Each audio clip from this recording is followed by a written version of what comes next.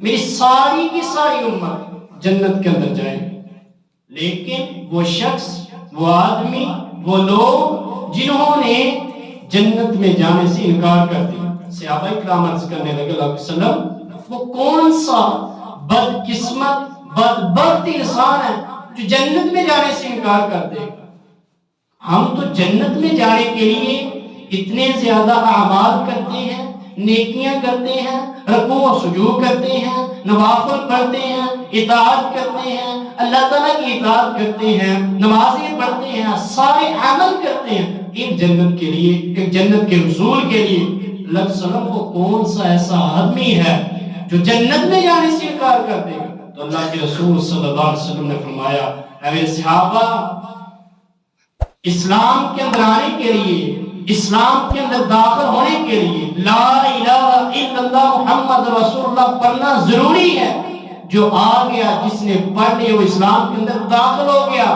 دوسری چیز فرمایا، من اطاعنی دخل الجنہ، جس نے میری اطاعت کی، میری فرما برداری کی، میرے فرمان کو مانا، میرے فرامین کو دل سے تسلیم کیا، ان کے اوپر عمل کیا، وہ جنت کے اندر داخل ہوگا۔ جس نے میرے انکار کر دیا، میری نبوت کا انکار کر دیا، ہاں اگر وہ مسلمان ہے لیکن اس نے میری اطاعت نہیں کی، میری فرما برداری نہیں کی، میرے فرامین کو نہیں بجا لایا، فرمایا اس نے جنت میں جانے سے انکار کر دیا۔ صحابہ اکرام کو یہ چیز بیان کرنا کیوں مقصود تھی؟ اور کیا صحابہ اکرام اطاعت کے اندر، فرما برداری کے اندر کم تھے؟ ان کی مثالیں اسلام کے اندر بھرپور ملتی ہیں، اور پہلی جماعت جس نے سب سے زیادہ اللہ تعالیٰ کے اور اس کے رسول صلی اللہ علیہ وسلم کی اطاعت کی، فرما برداری کی، وہ صحابہ اکرام کی جماعت۔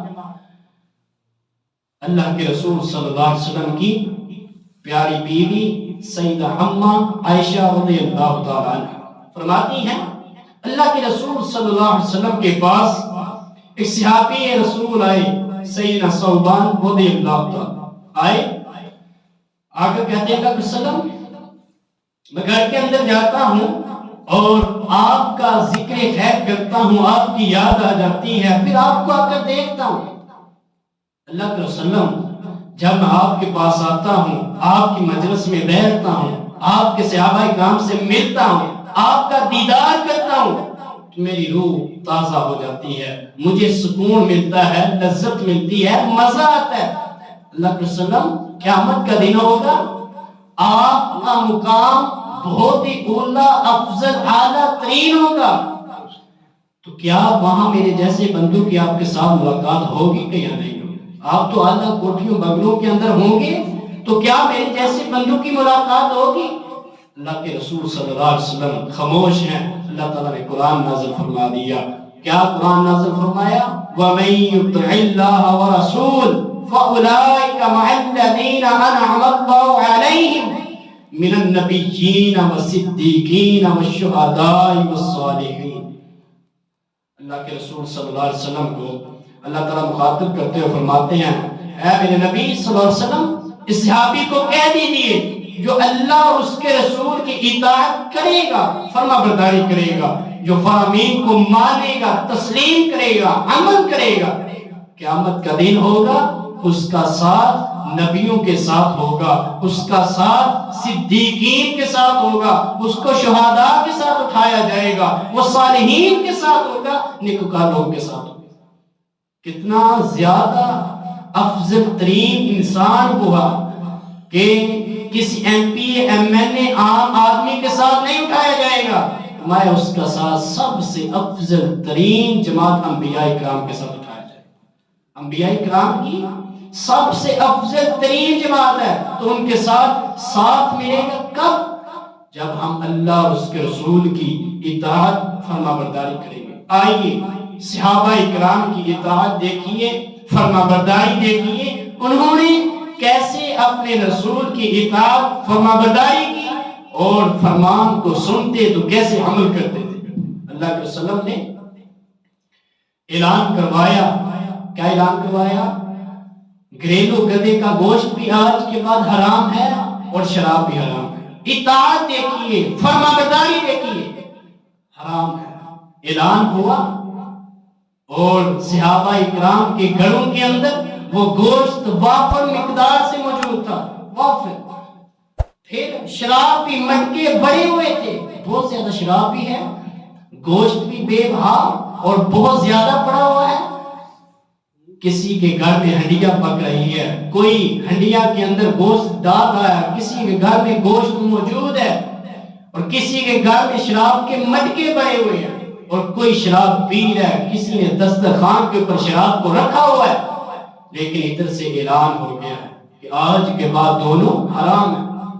ابھی کانوں کے اندر آواز پڑی ہے، ابھی نبی کریم صلی اللہ علیہ وسلم کا فرمان سنیں، کانوں کے اندر آواز آئی ہے آرڈر کی، حکم کی، تو اللہ کے رسول صلی اللہ علیہ وسلم کے صحابہ اکرام نے یہ نہیں سوچا کہ اس جو گوشت گھر کے اندر موجود ہے اس گوشت کو استعمال کر دیں، اس کے بعد ہم نہیں کھائیں گے، یہ جو شراب موجود ہے اس کو استعمال کر لیں، پی لیں، اس کے بعد نہیں پیئیں گے۔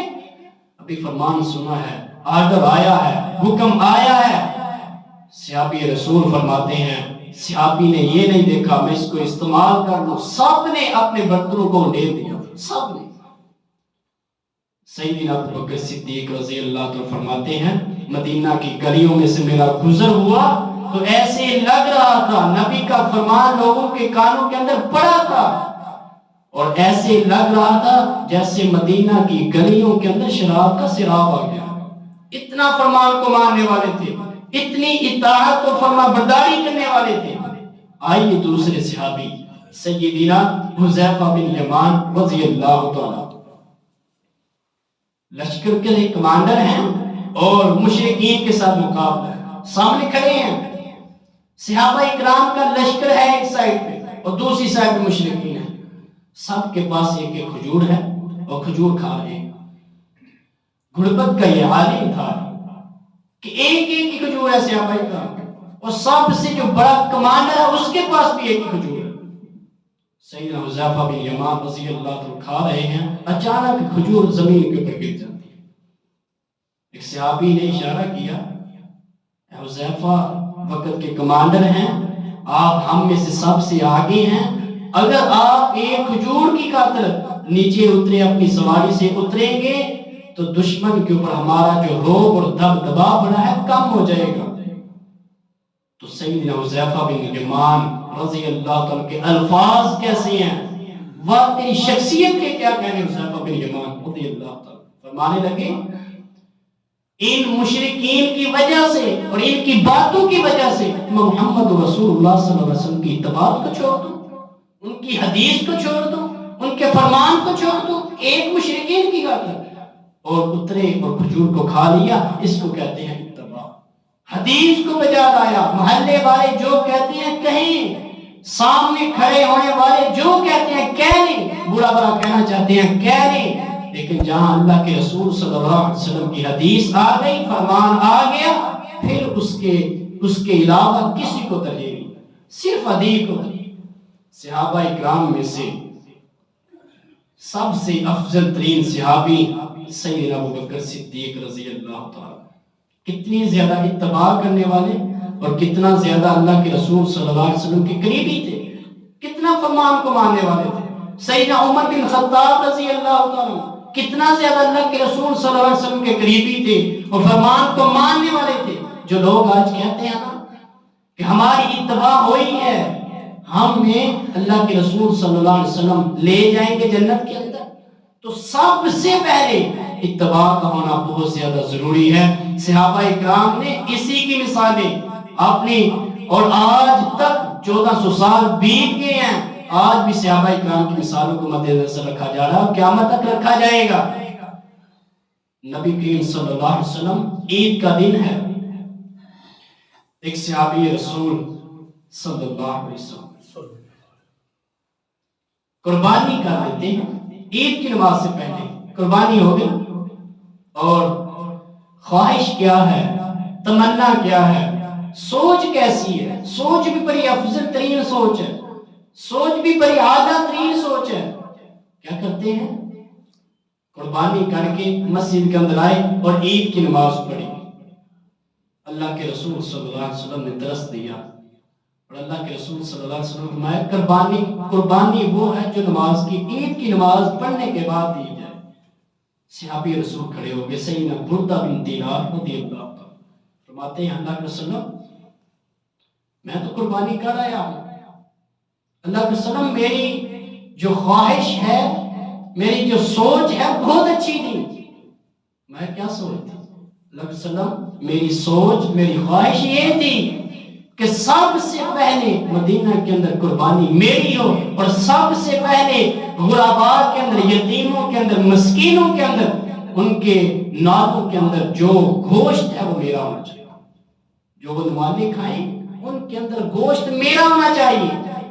اللہ کے رسول سوچ میری بڑی اچھی تھی، میں نے ثواب کے لیے ایسے کیا تھا. یہ کہا اللہ کے رسول میں چاہتا تھا سب سے پہلے قربانی کا گوشت لوگوں کے گھروں کے اندر میرا پہنچنا چاہیے. کتنی اچھی سوچ ہے، کتنا اچھا انہوں نے سوچا تھا، اور کتنا ثواب والا کام ہے.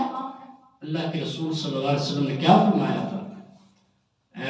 بردہ بن دینار رضی اللہ عنہ قربانی تو کر آیا، تیری سوچ بڑی اچھی ہے، بڑی اچھی سوچ ہے، تیرا مقام بھی بہت زیادہ، تو نے بڑا اچھا سوچا تھا کہ لوگوں کے گھروں کے اندر سب سے پہلے گوشت میرا ہونا چاہیے. تیری سوچ بڑی اچھی تھی، لیکن اس کے اوپر اتباع رسول نہیں تھی. اتباع رسول کا ہونا ضروری ہے، اس کے اوپر محمد رسول اللہ صلی اللہ علیہ وسلم کی مہر نہیں تھی. جب تک اتباع